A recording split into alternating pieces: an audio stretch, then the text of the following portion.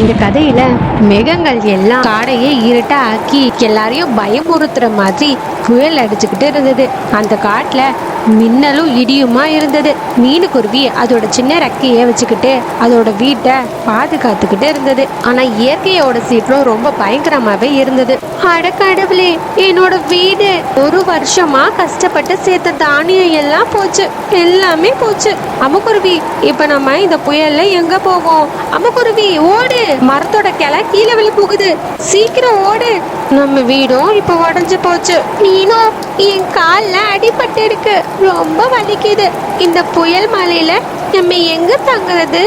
எல்லா பக்கமும் தண்ணியாவே இருக்கு. நம்பிக்கைய கைவிடாத அம்முக்குருவி, என் கூடவே பறந்து வா, இல்லனா இந்த பனிமலையில உறைஞ்சு போயிடுவோம். 2 பேரும் பறக்க முடியாம பறந்து போயிட்டு இருந்தாங்க. அப்ப மீனுக்குருவியோட கண்ணுக்கு கீழே ஒரு தண்ணிய பார்த்தது. ஒரு சின்ன எறும்பு ஒரு துரும்ப பிடிச்சுக்கிட்டு முழுகிக்கிட்டு இருந்தது. மீனுக்குருவி, என்ன நின்னுட்ட? சீக்கிரம் வா. இரு அம்முக்குருவி, அந்த சின்ன உயிரினத்தை பாரு, அது சாகுறத என்னால பார்த்துட்டு சும்மா இருக்க முடியாது. மீனு, உனக்கு பைத்தியம் பிடிச்சிடுச்சா என்ன? கீழே போகாத, அப்புறம் கழுகு எதனா நம்மள வேட்டையாடிடும். உயிருக்கு போராடுறவங்கள அப்படியே விடுறது ரொம்ப பெரிய பாவம் அம்முக்குருவி. மீனுக்குருவி அதோட உயிரை கூட பொருட்படுத்தாம கீழே பறந்து போனது. அது அந்த குட்டி எறும்ப தூக்கி ஒரு உயரமான பாறை மேல பாதுகாப்பா விட்டது. அந்த குட்டி எறும்பு மீனுக்குருவிய பார்த்தது.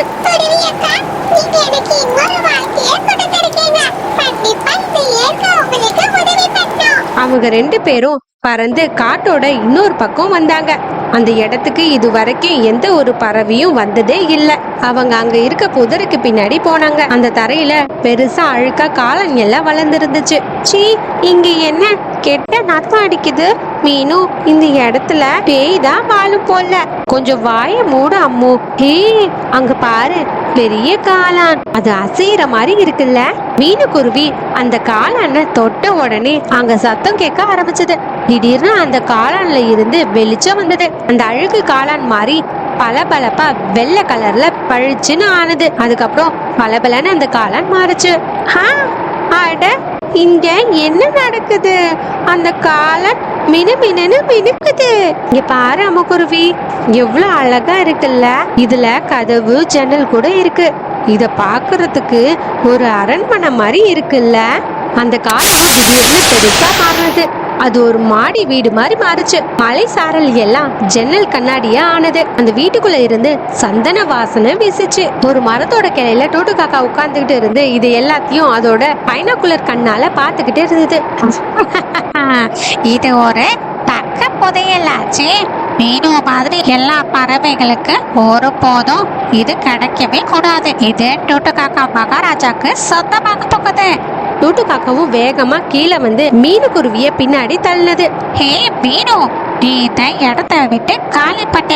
இது எங்களோட சொத்து, உனக்கு இது தெரியாதா என்ன? எங்களோட கலரும் இந்த காளானோட கலரும் ஒரே மாதிரி இருக்கும் போதே தெரிய வேண்டாமா? இது எங்களோட பூர்வீக வீடு. பொய் சொல்லாதீங்க டோட்டு அண்ணா, இந்த வீடு இப்பதான் எங்க கண்ணு முன்னாடி உருவானது. கொஞ்சம் அமைதியா இரு. எப்ப பாரு நான் எப்படி ராஜா மாதிரி உள்ள போறேன்னு. டூட்டு காக்கா அந்த வீட்டோட வாசல்ல காலை வச்சு அடுத்த செகண்டே ஒரு ஷாக் அடிச்சது. காளானோட கலர் கருப்பா மாறினது. லைட் எல்லாம் ஆஃப் ஆகி கதவு ஒரு கல் சுவர் மாதிரி ஸ்ட்ராங்கா மாறினது. டூட்டு காக்கா அந்த சுவரை வேகமா மோதிச்சு. என்னோட போக்கு, இந்த வீடு ரொம்ப போக்காட்டமா இருக்கு. இந்த வீடு என்ன உள்ள விட மாட்டேங்குது. டூட்டு காக்கா தாக்கிக்கிட்டே இருந்தது. எத்தனை தடவை தாக்குச்சோ அத்தனை தடவை காளானும் சின்னதா ஆகிக்கிட்டே இருந்தது. கடைசியில டூட்டு காக்கா தோத்து போய் ஒரு சேத்துக்குள்ள போய் விழுந்தது. மீனுக்குருவியும் அந்த காளான் வீட்டுக்கிட்ட போய் கைய வணங்கி இப்படின்னு பேசினது. ஓய் மந்திர வீடே, எங்களை மன்னிச்சிரு. எங்களுக்கு அரண்மனை எதுவும் வேணாம். என்னோட ஃப்ரெண்ட்ஸை எல்லாம் இந்த குளிர்ல இருந்து காப்பாத்து இப்படின்னு மீனுக்குருவி பேசின உடனே காடே வெளிச்சமா மாறினது. அந்த காளான் வீடு பெருசா மாறினது. அந்த வீட்டுக்குள்ள சோஃபா, புல் பெட் எல்லாம் உருவானது. இப்ப தூரத்துல யாரோ அழுகுற சத்தம் கேட்டுச்சு. கிக்கோ கிளியும் கீக்கி கிளியும் அவங்க உயிரை காப்பாத்திக்கிட்டு பறந்து அங்க வந்தாங்க. மீனா அக்கா, காடே பாதி அழிஞ்சு போச்சு, ஆலமரம் சாஞ்சி விழுந்துருச்சு. நாங்க வீடு இல்லாம இப்ப கஷ்டப்பட்டுக்கிட்டு இருக்கோம். எங்களோட முட்டை எல்லாம் அடிச்சு போச்சு. இதுக்கப்புறம் நாங்க எங்க போறதுன்னே தெரியல. அழுகாதீங்க, 2 பேரும் இந்த வீட்டுக்குள்ள வாங்க. இந்த வீடு நம்ம ஏற்க கொடுத்த பரிசு. இந்த வீட்டுக்குள்ள நல்ல கதகதப்பாவும் இருக்கு. அதே நேரமா பார்த்து அந்த இடத்துக்கு அணில் அண்ணனும் அதோட குட்டிகளை கூட்டிக்கிட்டு அங்க வந்தது. அதுக்கப்புறம் ஆடக்காவும் அதோட குட்டிகளை கூட்டிக்கிட்டு அந்த இடத்துக்கு வந்தது. மீனுக்குருவி, எங்களுக்கும் இந்த வீட்ல கொஞ்சம் இடம் கிடைக்குமா? என்ன மாதிரி சின்ன உயிரினத்துக்கு இந்த வீட்ல கொஞ்சம் இடம் கிடைக்குமா? அட அணில் அண்ணா, இது யாரோட சொந்த வீடும் இல்ல. யார் அடுத்தவங்களோட கஷ்டத்தை புரிஞ்சுக்கிறாங்களோ அவங்களுக்கு இந்த வீடு சொந்தம். உள்ள வாங்க ஆடக்கா, நம்ம எல்லாரும் ஒன்னா சேர்ந்து வாழலாம். அந்த வீட்டுக்குள்ள பார்க்கவே ரொம்ப அழகா இருந்தது. அந்த காளான் கூரைக்கு கீழே எல்லாரும் பாதுகாப்பா இருந்தாங்க. வெளியே புயல் அடிச்சுக்கிட்டு இருந்தது. ஆனா உள்ள பறவைங்க எல்லாம் சந்தோஷமா பாட்டு பாடிக்கிட்டு இருந்தாங்க. இந்த வீட்ல இருந்து நல்ல இனிப்பான தேன் மாதிரி வாசனை வருது. மீனுக்குருவி, அங்க பாரு, டூட்டு காக்கா வெளியே குளிர்ல நடுங்கிட்டு இருக்கு. நம்ம அவரை உள்ள கூப்பிடலாமா? மீனுக்குருவியும் ஜன்னல திறந்து பார்த்தது. டூட்டு காக்காவும் அசிங்கப்பட்டு தலைய குனிஞ்சு நின்னது. டூட்டு அண்ணா, பேராசையோட போர்வைய கலட்டி எரிஞ்சிட்டு வீட்டுக்குள்ள வாங்க. இங்க இடத்துக்கு பஞ்சமே இல்ல. டூட்டு காக்கா எதுவுமே சொல்லாம அங்க இருந்து போனது. புயலும் அடிச்சு நின்னது. ஆனா டூட்டு காக்கா மனசுல இருந்த பேராசை புயல் அடங்கவே இல்ல. அது அந்த இடத்துல ஒரு மூலையில பதுங்கிக்கிட்டே இருந்தது. அதோட கண் காளான் வீட்டுக்கு மேலேயே இருந்தது. அப்ப அந்த இடத்துக்கு ஒத்தக்கண் சிவராச பூனையும் வந்தது. சிவராசா அண்ணா, பாத்தீங்களா? இது அதிசயத்தை. இந்த வீடு மட்டும் நம்ம கிட்ட இருந்தா அப்புறம் நம்ம சாப்பாடு தங்க இடம் பத்தி கவலையே இல்ல. நீ சொல்றது கரெக்ட் தான். ஆனா மீனுக்குருவியும் அதோட ஃப்ரெண்ட்ஸ் எல்லாம் உள்ள சந்தோஷமா இருக்காங்களே, இப்ப நம்மளால என்ன செய்ய முடியும்? என்கிட்ட ஒரு மேஜிக் கயிறு இருக்கு. அத வச்சு இந்த காளானை கட்டி வேரோட பிடுங்கி எடுத்துட்டு நம்மளோட இடத்துக்கு எடுத்துட்டு போயிடுவோம். உள்ளேயே மீனுக்குருவியும் அதோட ஃப்ரெண்ட்ஸும் இருக்கட்டும். அருமையான யோசனை டூட்டு. இப்ப அவங்க எல்லாரும் நல்லா தூங்கிக்கிட்டு இருப்பாங்க. டூட்டு காக்காவும் ஒத்தக்கண் சிவராச பூனையும் சேர்ந்து தடியான கயிறை காளானோட தண்டுல கட்டினாங்க. அவங்க 2 பேரும் சேர்ந்து அந்த காளான் வீட்டை இழுத்தாங்க.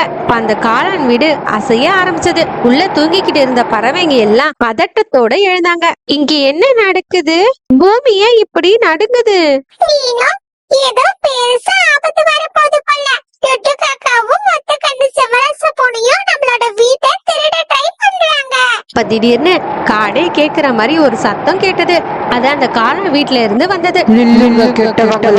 டூட்டு காக்காவும் சிவராச பூனையும் பயந்துட்டு சில மாதிரி அங்கேயே நின்னாங்க. காளான்ல இருந்து நீல கலர்ல மின்னல் வெளியே வர ஆரம்பிச்சது.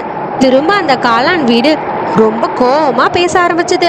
டூட்டு காக்கா, அப்ப மீனுக்குருவி என்கிட்ட கெஞ்சி கேட்டதுனாலதான் அவங்கள உள்ள விட்டேன். ஒத்த கண்ணு சிவராசா, நீ பசிக்காக இல்லாம பேராசைக்காக இவன் கூட சேர்ந்து இப்படி கெட்டது பண்ற. இந்த வீடு ஒன்றும் செங்கலால செய்யல, தூய உணர்வுகளால் உருவாக்கப்பட்டதுன்னு நீ மறந்துடாத. எங்களை மன்னிச்சிடு. இத வீட்டை எங்களோட தான் ஆக்கிட்டா அப்புறம் எங்களுக்கு அழியாபரம் கிடைக்கும்னு தப்பா நினைச்சிட்டோம். மத்தவங்க கிட்ட இருக்க பொருளை நீங்க திருடிட்டா அது உங்களோட பொருளா சொந்தமாகாது.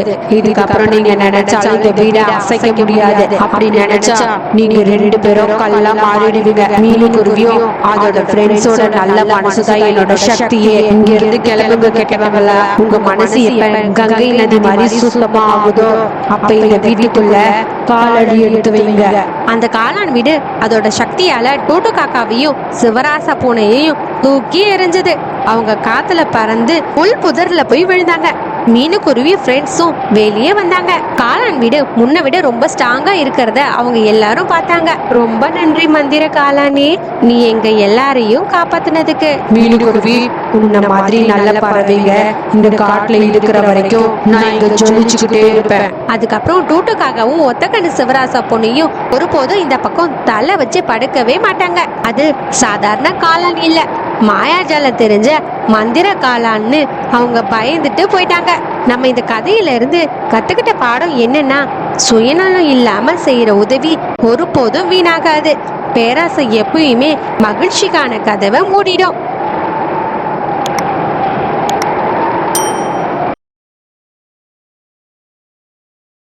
Please subscribe.